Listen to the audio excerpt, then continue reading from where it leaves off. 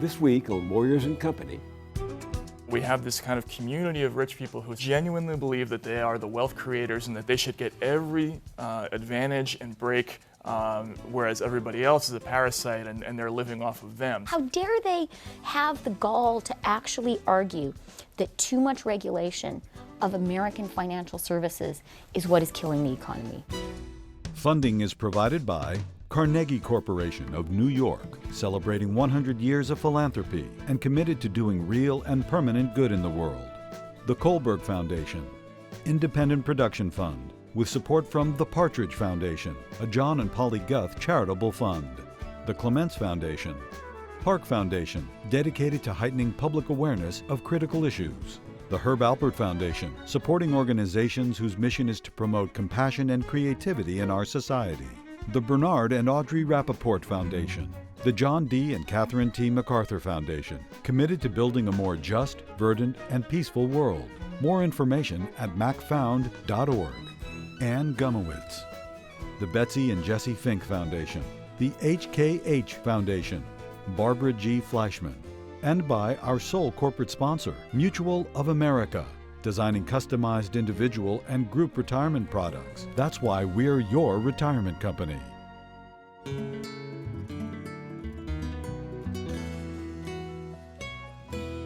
Welcome. The new Gilded Age is roaring down on us, an uncaged tiger on a rampage. Walk out to the street in front of our office and turn right, and you can see the symbol of it, a fancy new skyscraper going up 2 blocks away. When finished, this high-rise among high-rises will tower 1,000 feet, the tallest residential building in the city. The New York Times has dubbed it the Global Billionaires Club, and for good reason. At least 2 of the apartments are under contract for more than $90 million each. Others, more modest, range in price from $45 million to more than $50 million. Simultaneously, the powers that be have just awarded Donald Trump, yes, that Donald Trump, the right to run a golf course in the Bronx, which taxpayers are spending at least $97 million to build, what amounts to a public subsidy, says the indignant city comptroller, for a luxury golf course. Good grief, a handout to the plutocrats' plutocrat. This in a city where economic inequality rivals that of a third world country. Of America's 25 largest cities, New York is now the most unequal. The median income for the bottom 20% last year was less than $9,000, while the top 1% of New Yorkers has an average annual income of $2.2 million. Across America, this divide between the super rich and everyone else has become a yawning chasm, and studies indicate it may stifle jobs and growth for years to come. At no time in modern history has the top 1/100th of 1% own more of our wealth or paid so low a tax rate. But in neither of the 2 presidential debates so far has the vastness of this astounding inequality gap been discussed. Not by Mitt Romney, who is the embodiment of the predatory world of financial capitalism, and not even by Barack Obama, whose party once fought for working men and women against the economic royalists. So just in time, if not too late, comes this definitive examination of inequality. Plutocrats, the rise of the new global super-rich and the fall of everyone else. Its author is Chrystia Freeland, whose journalism is steeped in years of covering robber barons from Russia to Mexico and India. Once deputy editor of the Globe and Mail in Canada and a correspondent for the Financial Times and The Economist, she is now the editor of Thomson Reuters Digital. We're joined by the perceptive and merciless Matt Taibbi, who has made the magazine Rolling Stone a go-to source for understanding the financial scandals that roil America. Who can forget his 2009 article on the Great American Bubble Machine, which described investment bank Goldman Sachs as, quote, a great vampire squid wrapped around the face of humanity, relentlessly jamming its blood funnel into anything that smells like money. Welcome to you both. Thank you.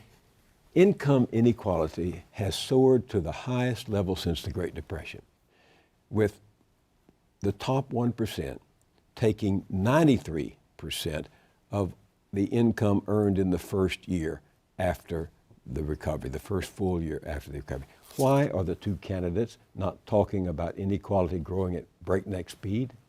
You know, I think because it is still a taboo in American political life and in American cultural life.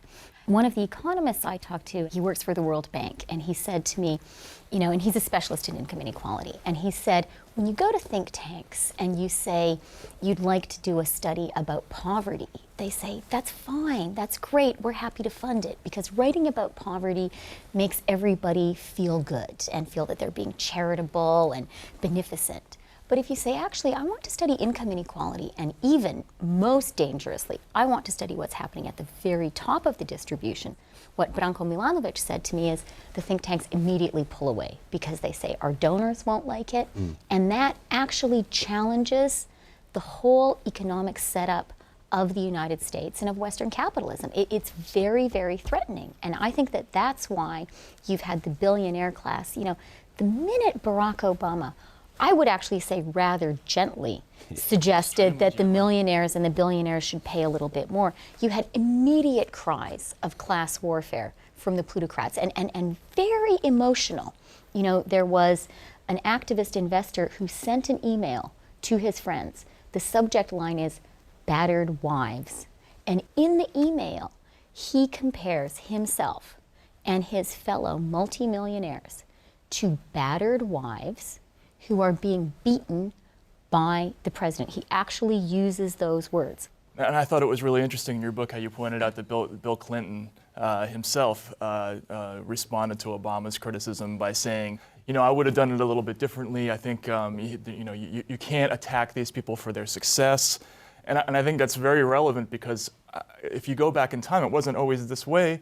But I think the shift really began with Clinton and the New Democrats. I think after, you know, Walter Mondale lost in 1984, the Democrats decided, you know, we're never going to lose the funding battle again. And they began this sort of imperceptible shift where they continued to campaign on social issues the same way they had before. They retained their liberalism in that sense.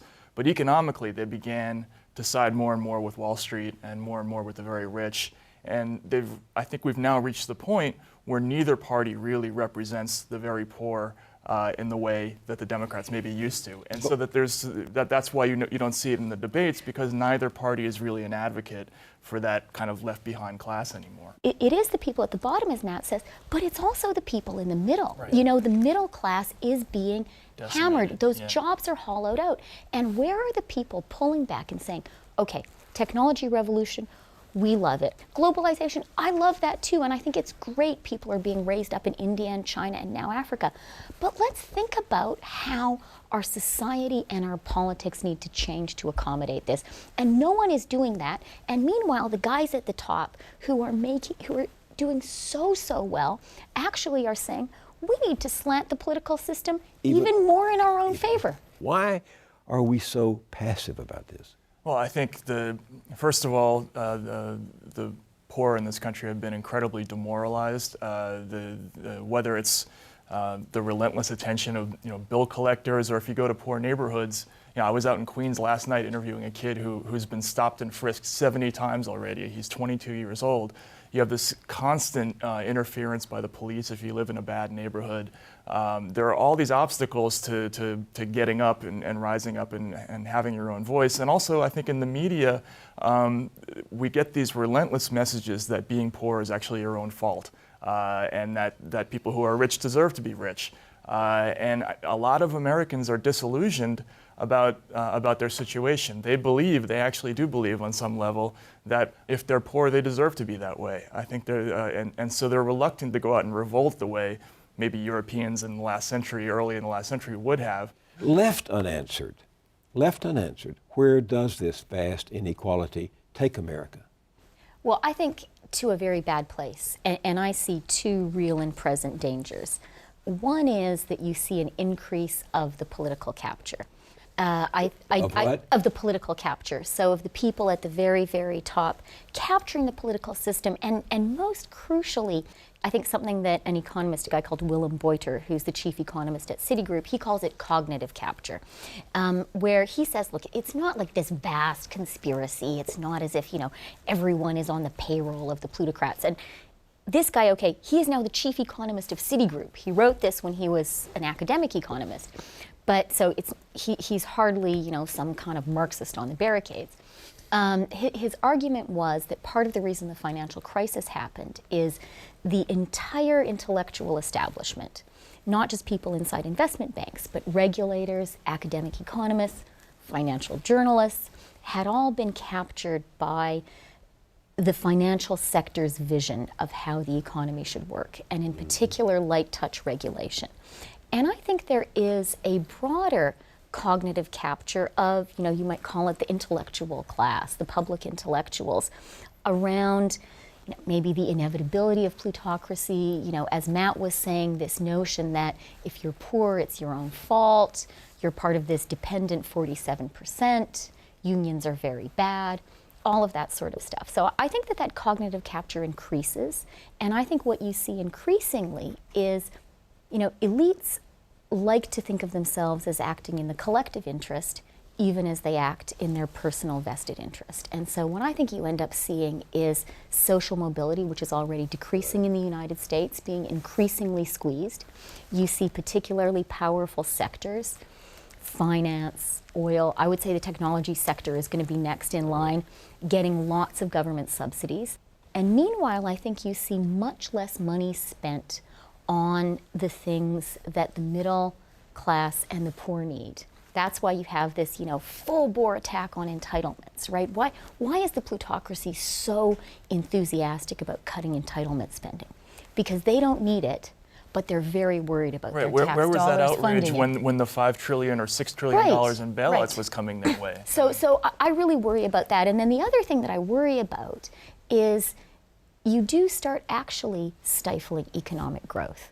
So, you know, if you want my dystopia scenario for the United States, it is that America is moving into a more Latin American structure of the economy. People at the top, rich, and a lot of people A few incredibly rich, you know, having just great lives, and then people at the bottom really struggling. And we both lived that. We saw that in Russia. It happened in the mid-90s. And Yeah, you both cut your teeth in journalism covering Russia. What do you take away from that that is relevant to what's happening in this country? you know, that experience completely shaped the way I look at the present situation in America. In the mid-90s, suddenly when Russia became a quote-unquote capitalist society, you suddenly had this instant division of the entire society into this very, very tiny group of people at the top who had more money than anybody in the world, and then there was everybody else who had nothing. And they got it through privatization. The government sold off the resources. Sold in quotation marks. But that's the key part that I think people don't understand, is that what happened in Russia was really a merger of state and private power that empowered this one tiny little class.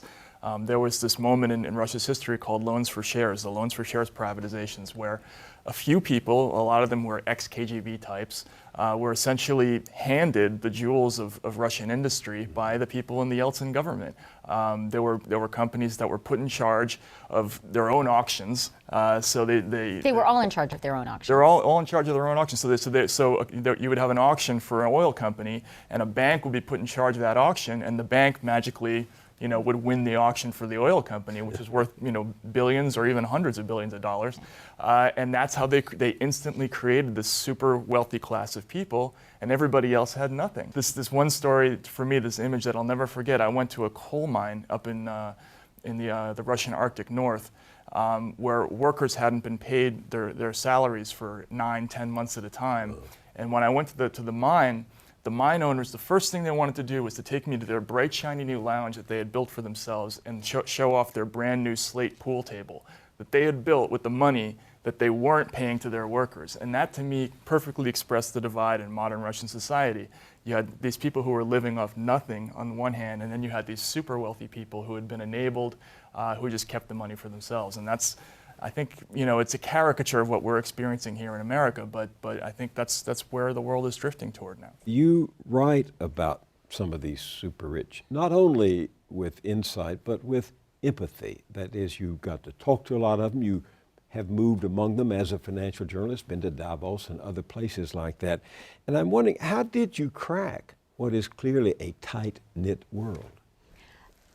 Well, I guess the way journalists do it, just by talking to people, writing about them. I think you write stories that show people that actually you're interested in what they're doing.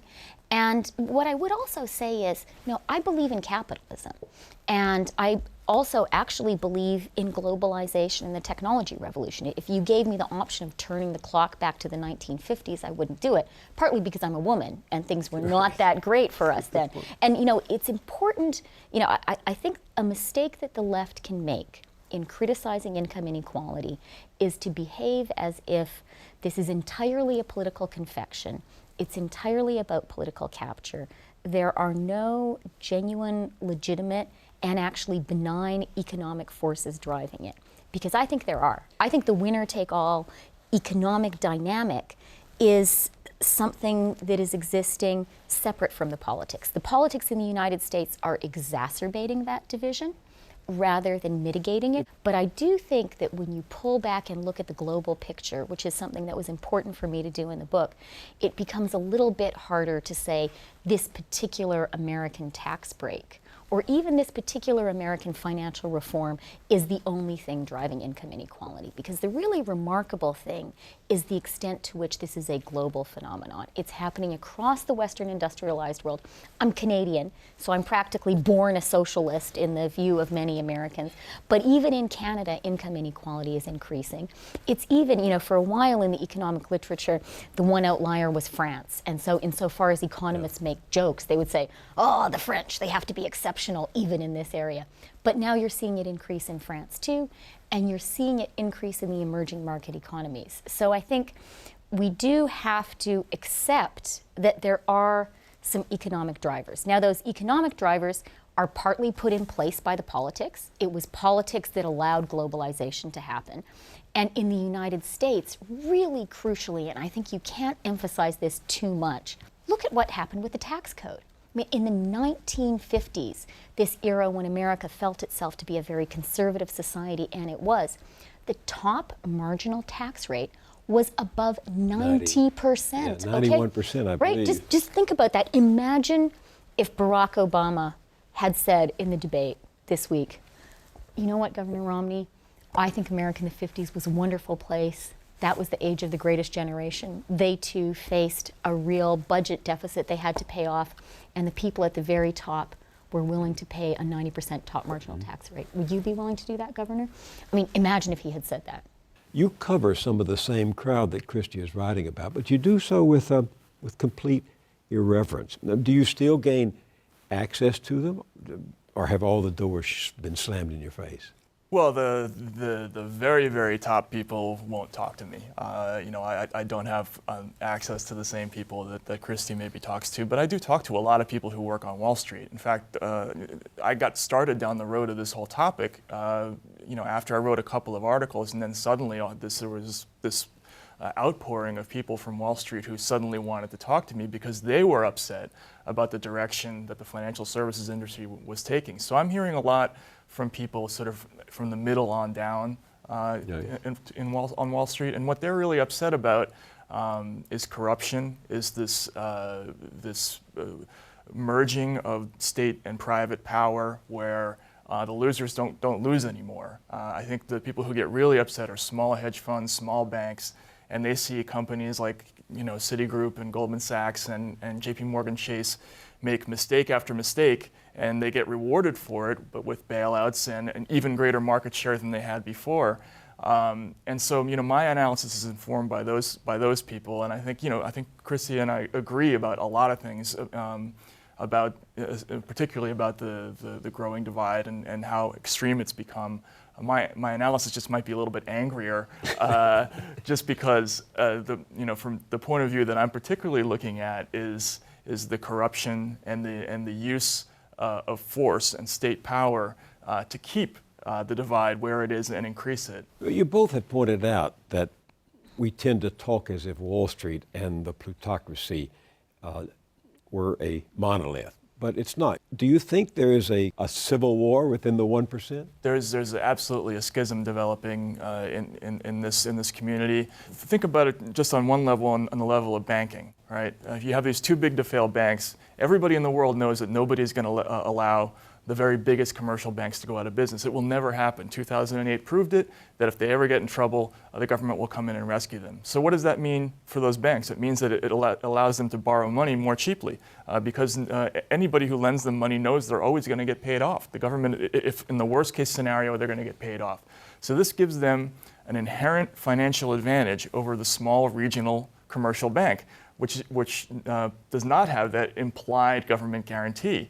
And so those people are furious. They're furious that they have to compete against these gigantic monoliths that have the implicit backing of the US government.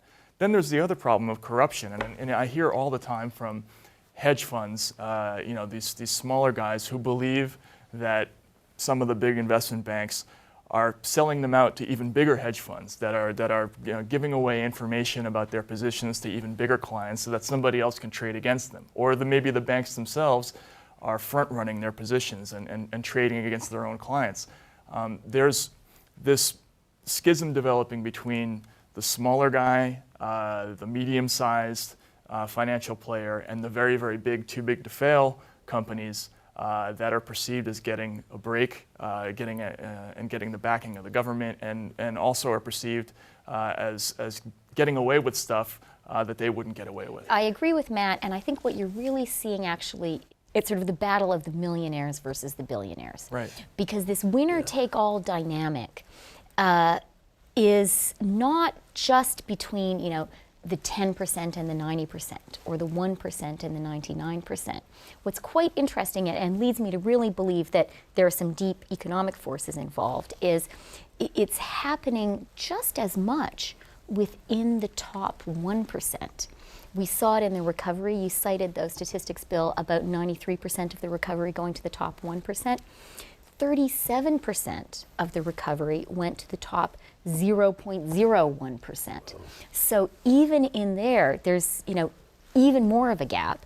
And the people one layer down can be very, very aggrieved precisely because, they see what's going on. They see that unfairness, and it makes them really, really mad. One of the things that I found as I was writing my book and talking to plutocrats was, as Matt says, these are very, very smart people, and many of them, not all, some work very hard too, don't they? This is not Downton Abbey. These are not people, this is not a landed gentry. These are people who, even if they're sort of a Mitt Romney or a Bill Gates who grew up very affluent, their actual business, they did build themselves. They built in a society that was very supportive of that, but they built it. So, they're hardworking. They have to be thoughtful about the world because they're making investments.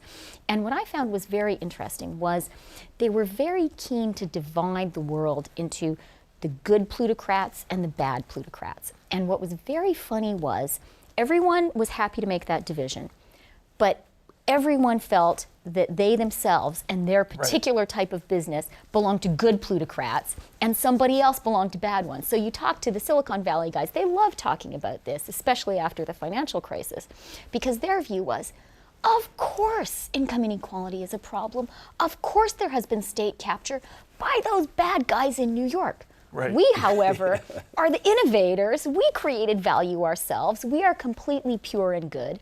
And these issues really have nothing to do with us. Do you think they're really defending honest capitalism? Oh, absolutely. The one thing that's consistent in my exposure to the financial services industry is that the people who work within it, and particularly the people at the very, very top, sincerely believe that they have not done anything wrong. And when you bring up things like the mass sale of fraudulent mortgage-backed securities, it's just like you say, it's always somebody else who made that mistake. We didn't know at the time that we were selling billions and billions of dollars of junk, and we were dumping this on pension funds and foreign trade unions. It was always somebody else who was doing that. And they also have built up this very, very powerful insulating psychological justification for their lifestyles. They've adopted the sort of Randian point of view where Ayn Rand. Yeah, exactly. They genuinely believe that they are the wealth creators and that they should get every advantage and break whereas everybody else is a parasite and they're living off of them. So when you bring up to them, for instance, how is it that nobody, despite this mass epidemic of fraud that appears to have happened before the 2008 crash, how come nobody of consequence has gone to jail after that?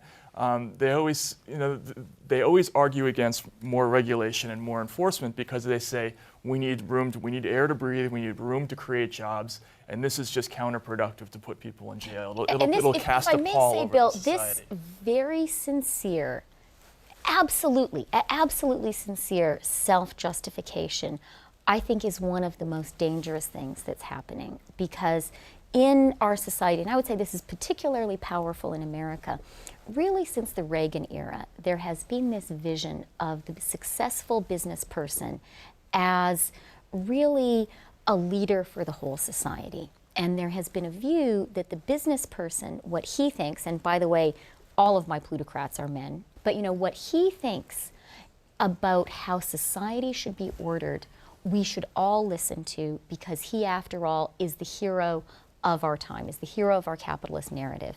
And I think it's so important for us to really understand that what is good for an individual business, particularly in this age of very high income inequality, and the ways of thinking, the ideas that are no doubt absolutely the right ones for this particular business, may very well not be good for society as a whole. Both of you write in different ways, that with irony, that they threaten the system that created them.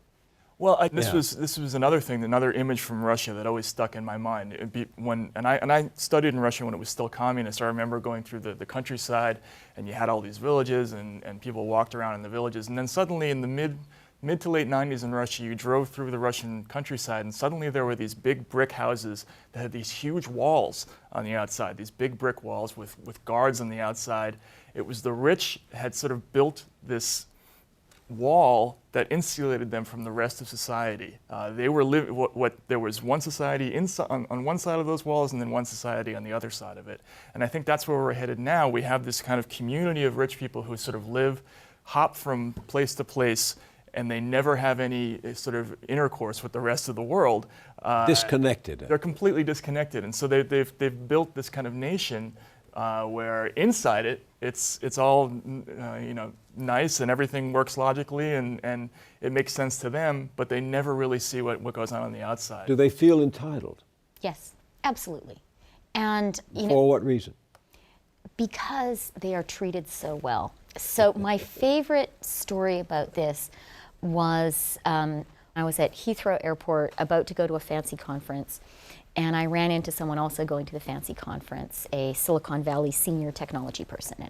And I didn't have a car, but he had a car coming to pick him up, and so he offered to share the ride. So we're in the car, and this technology guy said to me, when you live our life, you are surrounded by such power and such entitlement, you lose touch with reality. And his very personal example was, he said, I was recently staying at this lovely Four Seasons hotel, and I was beside the pool, I was eating a melon, and my spoon fell to the ground. And he said, before I could summon anyone, someone rushed up to me with 3 spoons of different sizes on a linen napkin, so that, God forbid, I shouldn't have the wrong size spoon. And what he said was, what was amazing to me, he's talking about himself, is when I re-entered my real life, he said, I was kind of a jerk, because I expected to live a life where I was constantly being presented with 3 spoons of different sizes. And I couldn't deal with the frustrations of everyday life. What makes this a totally ironic story is here he's telling this kind of self-aware story about the plutocracy. But when we had been in the airport waiting for the car, he was on the phone screaming at someone about where is my car, et cetera, et cetera.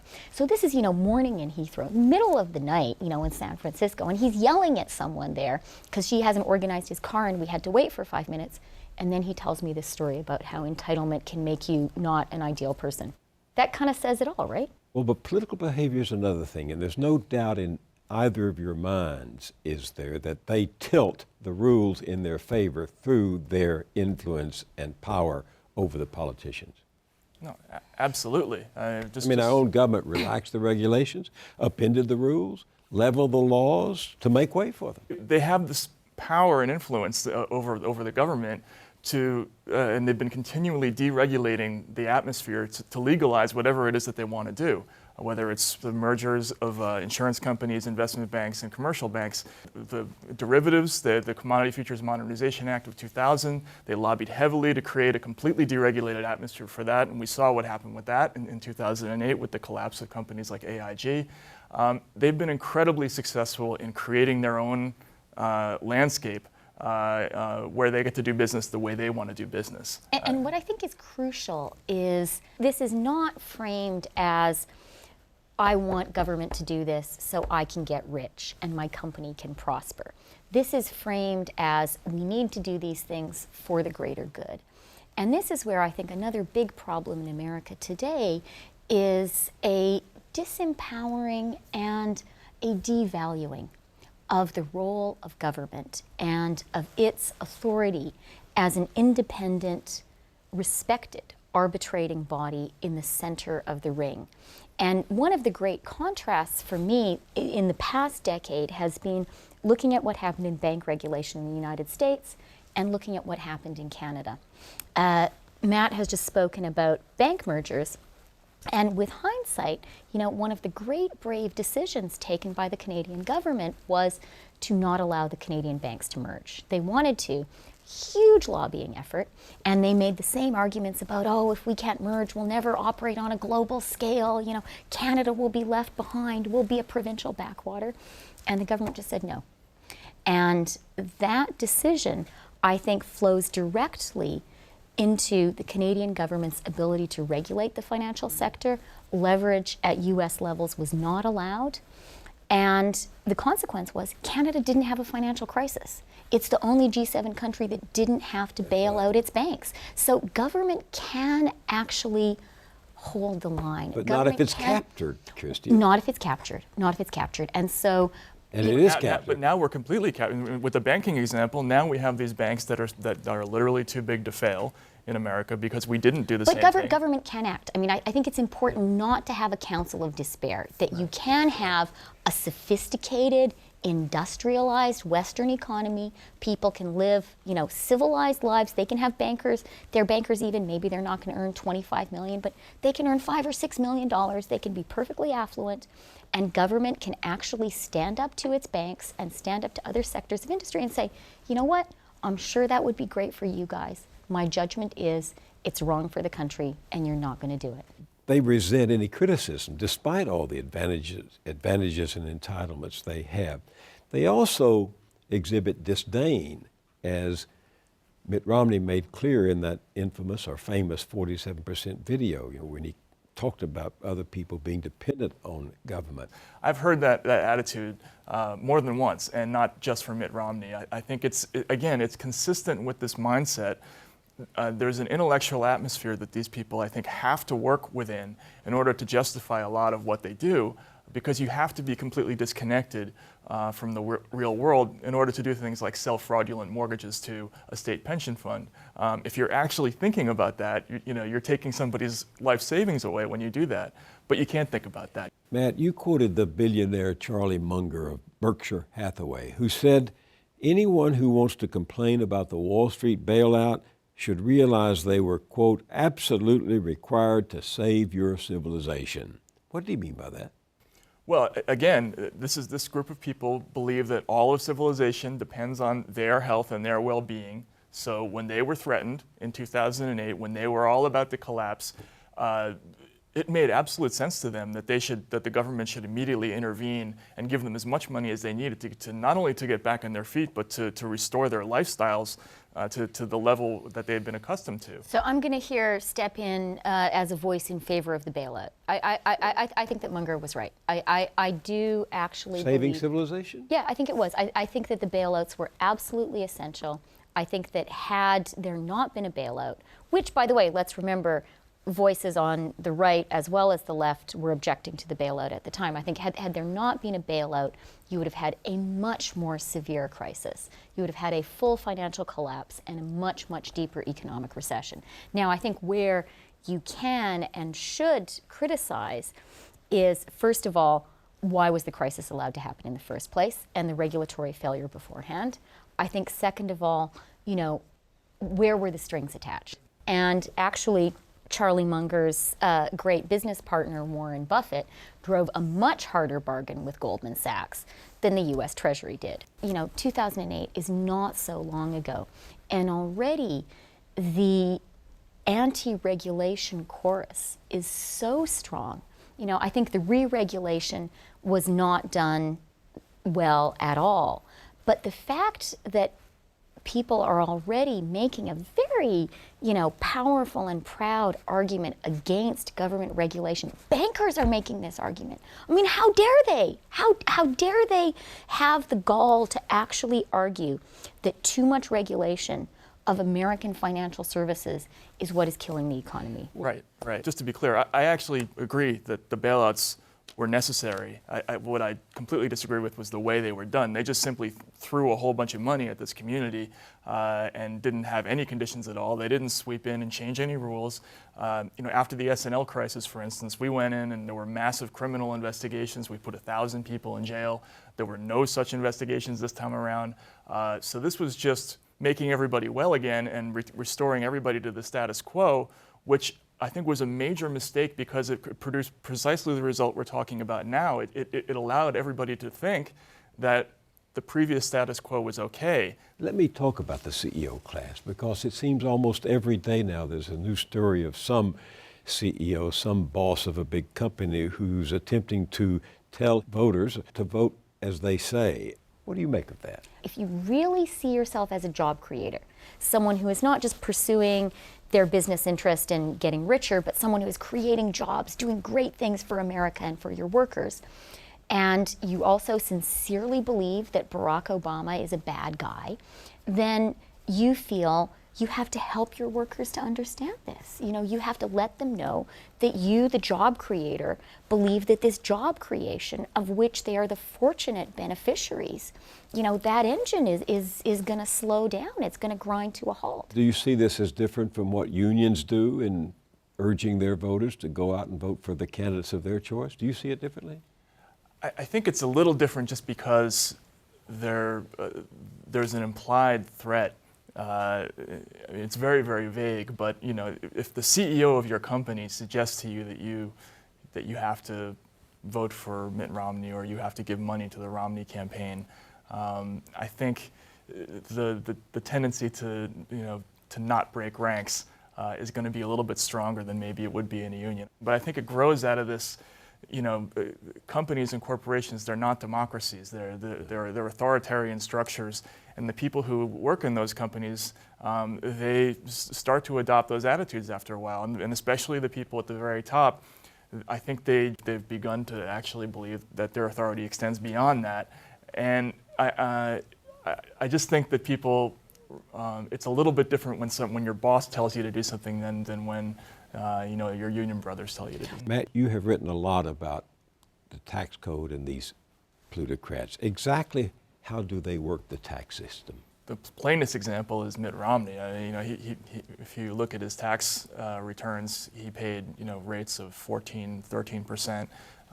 That's totally normal in this world. If you work in a private equity fund, your income is again, he's not an exception. He's an embodiment. He's an embodiment. In the financial services industry, for sure, the very, very rich mostly receive income as capital gains or if they're private equity people, as carried interest. In both of those, the max rate is 15%.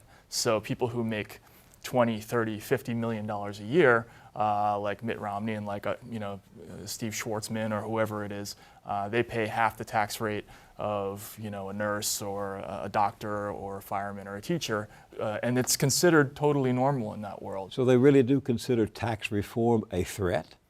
Absolutely. I mean, every time that there's been any discussion about rolling back the carried interest tax break in particular, there's suddenly been this intense, hurricane of lobbying, and it never seems to get rolled back. Barack Obama promised to repeal that tax break and didn't do it. Give us a working definition in the vernacular of carried interest. So basically, what this means is that if you work in a private equity firm, the money that you earn. So you invest a little bit of your own money, and the gains that you make on that investment would be treated under any definition as a capital gain taxed at 15%. But you also earn money because you are investing on behalf of all of your investors. That money that you earn, it's called carried interest, and it is treated as a capital gain in the same way that the gains to the investors are treated. The economic arguments in favor of the carried interest tax break are so weak. I mean, even Mike Bloomberg, who is, very far from being a socialist, yeah, he has come out and said he doesn't support it. And it says something to you about the power of a very well-heeled, very focused lobby group. That, Barack Obama is president. He is opposed to this. He says he's opposed to it. Even Mike Bloomberg is opposed to it. So there's a body of Wall Street opinion that thinks it should go away. It's still there. But when there was an effort, when the Obama White House and others made an effort to revoke carried interest, the fight was led by people like Democrat Senator Chuck Schumer, representing Wall Street. It's always the New Yorkers. Yes, the New Yorkers. Of course, that's their constituency, they would say if they were sitting here. But the Democratic Party didn't come to the aid and relief of working people at that time. Well, right, because, again, it's because you have a small, very, very concentrated lobby that is very, very noisy and is very, very specific in what it wants and what it needs. And then there's the rest of us who, how many people are really thinking about the carried interest tax break? So the advocacy against the carried interest tax break is dispersed, it's sort of random, it's not focused, whereas the advocacy for it is incredibly organized, it's disciplined, and it has a ton of money. And it is bipartisan. So who's looking out for the rest of us? Well, there definitely are good people in Washington. I meet and talk to a lot of them. There are a lot of honest politicians and who are trying to do the right thing. But from my experience, the money issue is so overwhelming to people in Congress. That raising money for their campaigns. Raising money for their campaigns. It's so central to their daily lives, really, and especially in the House, where you have to essentially start raising money the instant you get elected, because the re-election campaign is only a couple of years away. It's just too overwhelming for most legislators to get past that issue.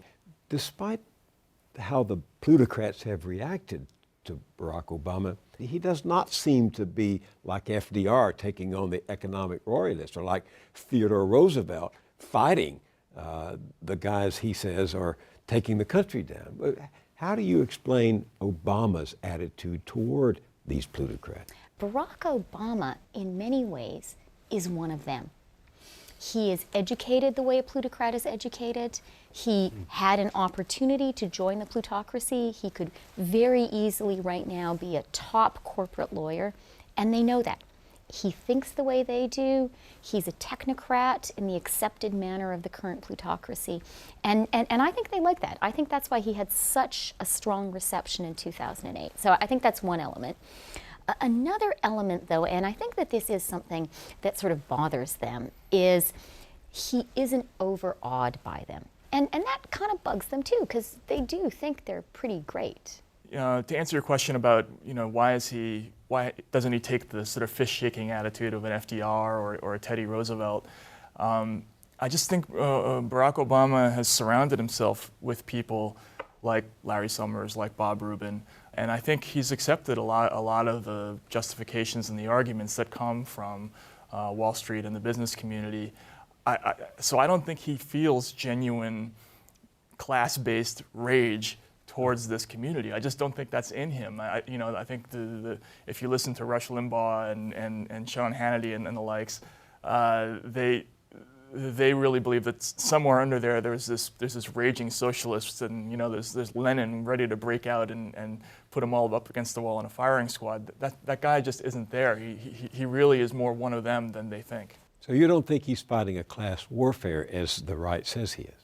Definitely not. No. I think he's very emotionally and culturally much closer to those people than he is to the rest of us. No, but he is moving. He is, and I don't think he says this as directly as perhaps some of his supporters would like. He is challenging this notion of the successful businessman as the hero and the driver of the American narrative.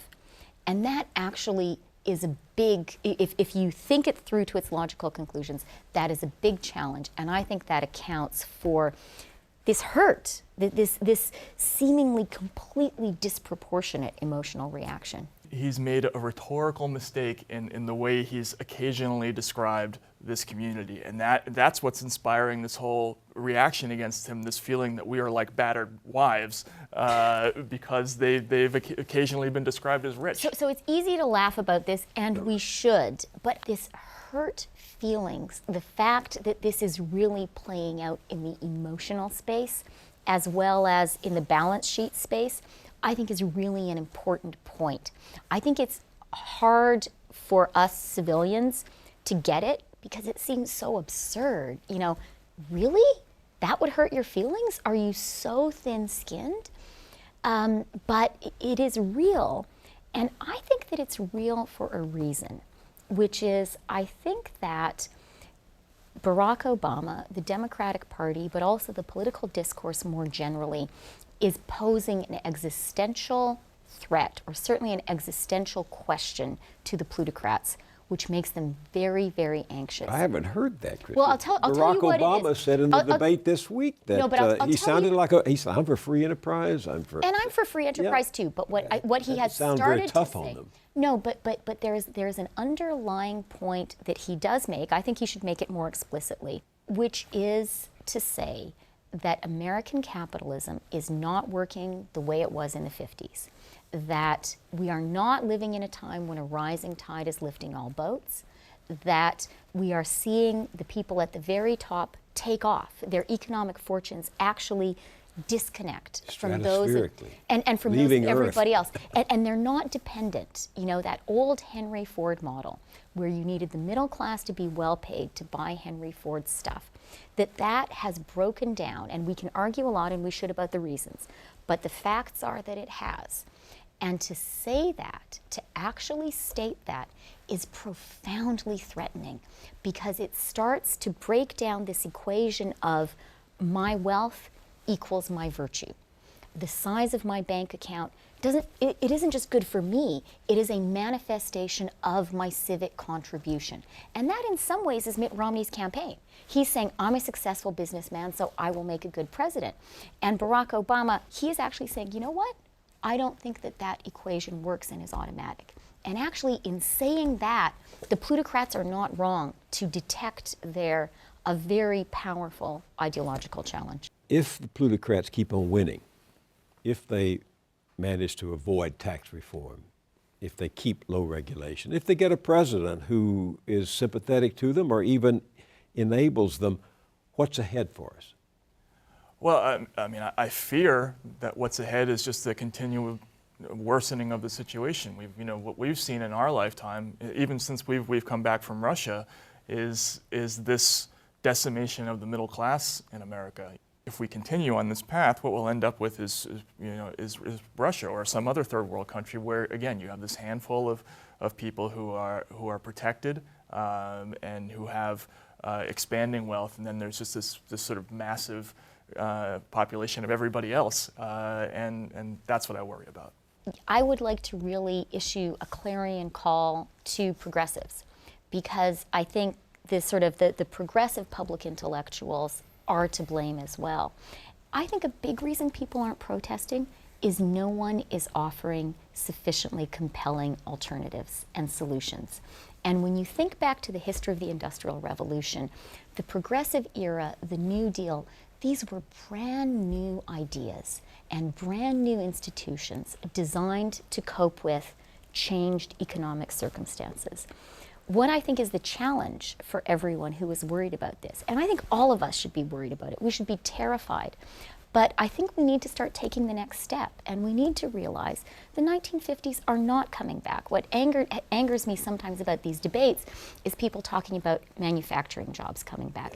It's just not going to happen. So let's really face the facts of how the world economy works and really come up with what needs to be the political and social response. And frankly, I see the right not interested in addressing this issue at all. And I see the left not offering enough new thinking. And people know that, and that's why people aren't on the barricades. There's no manifesto to be waving. One caveat I would like to just throw in there is that anytime you propose anything that has any kind of government component to it, there's this automatic criticism that it's communist and socialist. So when you come up with a solution, the boundaries are, let's come up with a solution that doesn't have, that can't be criticized as being communist or socialist, and that is incredibly difficult for people to work around. Okay, but let's at least see the new ideas. I mean, Sure. My argument is we are living through equally profound economic transformations, and we're just trying to rehash and re-tinker with the 20th century institutions. I don't think it's enough. Matt Taibbi, Chrystia Freeland, thank you very much for being with me. Thank you. Pleasure, Bill.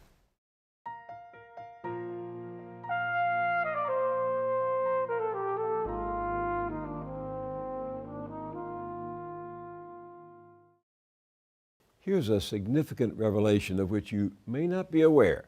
The Plutocrats know it, and they love it, and the rest of us should be forewarned. When the Supreme Court made its infamous Citizens United decision liberating Plutocrats to buy our elections fair and square, the justices may have effectively overturned rules that kept bosses from ordering employees to do political work on company time. Election law expert Trevor Potter told us that now corporations argue that it is a constitutionally protected use of corporate resources to order employees to do political work or attend campaign events, even if the employee opposes the candidate or is threatened with being fired for failure to do what the corporation asks.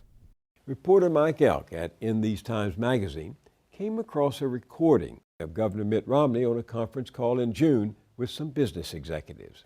The governor told them there is, quote, nothing illegal about you talking to your employees about what you believe is best for the business, because I think that will figure into their election decision, their voting decision, and of course, doing that with your family and your kids as well.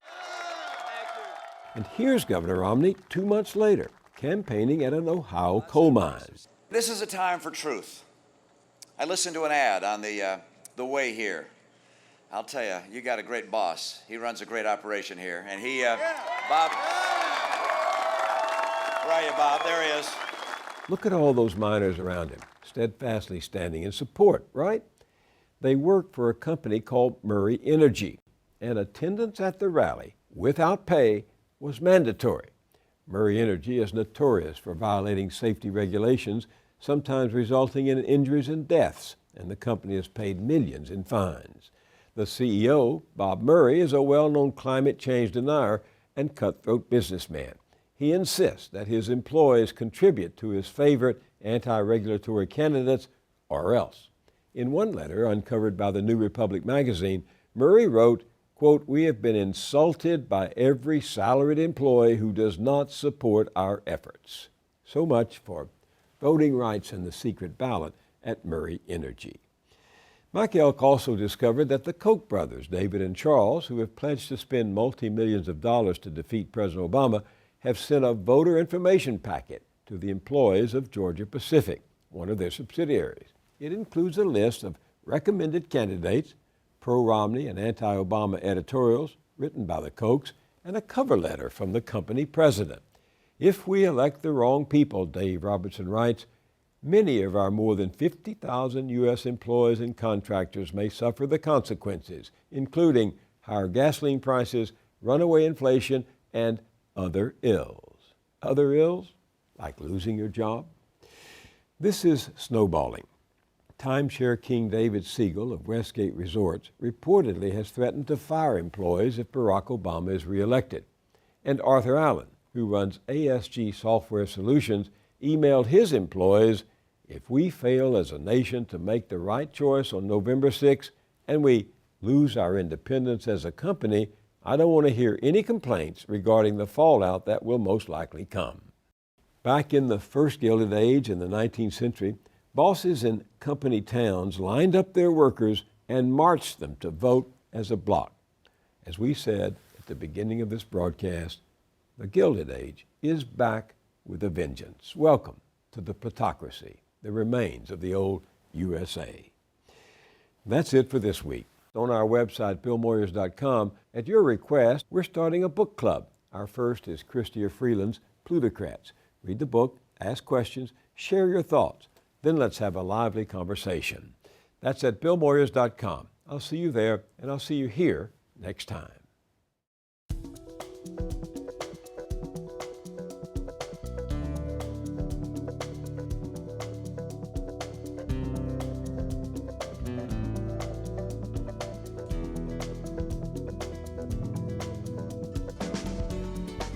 Don't wait a week to get more Moyers.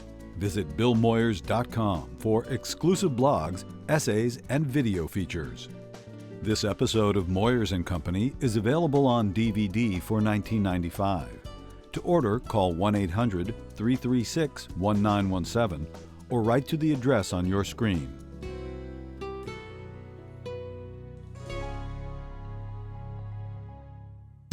Funding is provided by Carnegie Corporation of New York, celebrating 100 years of philanthropy and committed to doing real and permanent good in the world. The Kohlberg Foundation, Independent Production Fund, with support from the Partridge Foundation, a John and Polly Guth charitable fund. The Clements Foundation, Park Foundation, dedicated to heightening public awareness of critical issues. The Herb Alpert Foundation, supporting organizations whose mission is to promote compassion and creativity in our society. The Bernard and Audrey Rappaport Foundation, the John D. and Catherine T. MacArthur Foundation, committed to building a more just, verdant, and peaceful world. More information at macfound.org. Ann Gumowitz, the Betsy and Jesse Fink Foundation, the HKH Foundation, Barbara G. Fleischman, and by our sole corporate sponsor, Mutual of America, designing customized individual and group retirement products. That's why we're your retirement company.